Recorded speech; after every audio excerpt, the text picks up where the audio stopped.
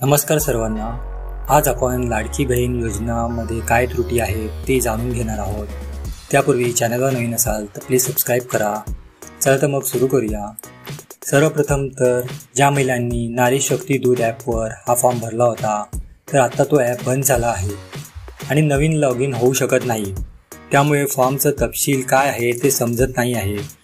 दुसरं म्हणजे ज्या महिलांनी फॉर्म अंगणवाडी सेविकाकडे भरला आहे किंवा मग सेतू केंद्रामध्ये भरला आहे यांचं तपशील लाडकी बहीण योजनेच्या वेबसाईटवर उपलब्ध राहील।